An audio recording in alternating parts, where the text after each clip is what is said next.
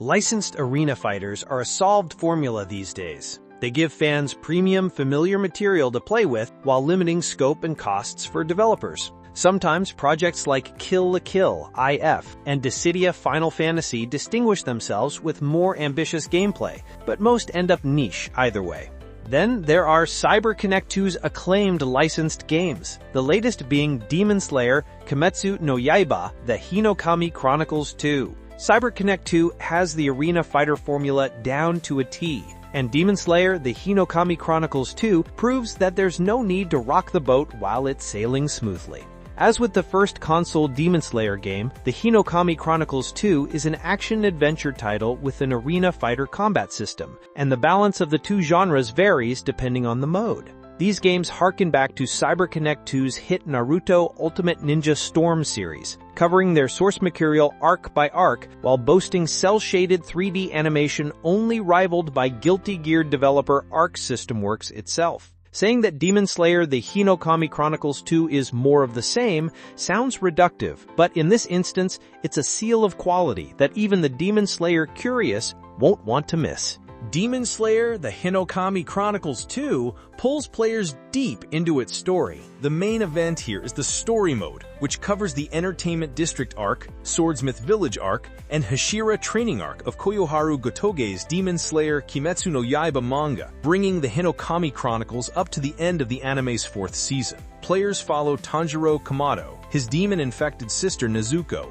and their unlikely allies Zenitsu Agatsuma and Inosuke Hashibira through Japan's countryside as they work alongside the Demon Slayer Corps elite Hashira to defeat increasingly powerful demons. There won't be many surprises here for anime current fans, but experiencing Demon Slayer's action as a participant keeps things interesting. In service of that, the story mode has been spruced up compared to the first Hinokami Chronicles. The whole affair is still linear, but collectibles and side quests are inserted wherever they'd fit, as well as several new types of gameplay.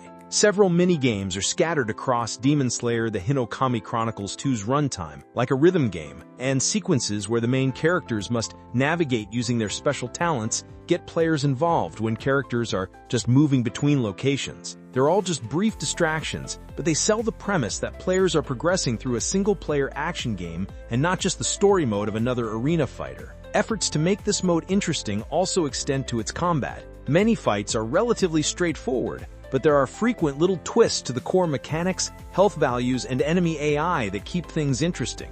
There are plenty of boss-exclusive attacks, and CyberConnect 2's use of floor painting area of effect moves hasn't failed yet. Mob battles have also been brought back from Naruto Ultimate Ninja Storm 3, even if they're a bit starved for material here. And of course, CyberConnect 2's praised QuickTime events are back, even if they don't reach the creative height that Nun's and Asura's Wrath did. Hinokami Chronicles 2 feels like it has one of the most mechanically solid story modes in its genre, even if it's not always the most exciting. There's a fair amount of downtime baked into this section of Demon Slayer's story, with rote traveling between areas and static cutscenes bridging gaps between fights. Moments animated with CyberConnect 2's usual flair typically interrupt planar cutscenes, and even they can feel like they're holding back until gameplay actually starts. Still, despite its minor blemishes, Hinokami Chronicles 2 covers Demon Slayer's middle section with all the style one expects from CyberConnect 2, and ends its story mode with a suitably explosive finale. The Hinokami Chronicles 2 tops its predecessor as the ultimate Demon Slayer package.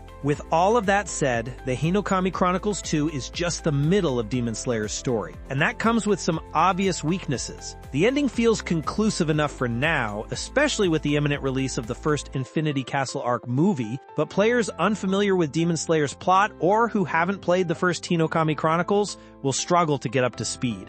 A new mode titled The Path of a Demon Slayer collects 6 of the first game's pivotal fights and even introduces a new hard mode for them, but players will have to fill in some plot gaps themselves. Even though the Hinokami Chronicles series will likely feel its best when its presumed trilogy of story modes is played back-to-back, the Hinokami Chronicles 2 includes plenty of additions that make this sequel a marked improvement over the original. Training Paths, the replacement to the first game's increasingly tough training trials, provides the Hinokami Chronicles 2 with functional arcade ladders, complete with bonus conditions and plenty of unlockables. Character unlock keys are sometimes among them, so players looking to make meaningful progress without story mode have options. Online play was not available during the review period, but custom lobbies are in the Hinokami Chronicles 2 at launch, and the more recent Naruto Ultimate Ninja Storm connections did have more stable netcode than Hinokami Chronicles 1. Don't expect any rollback netcode or crossplay though. In every mode but ranked matchmaking,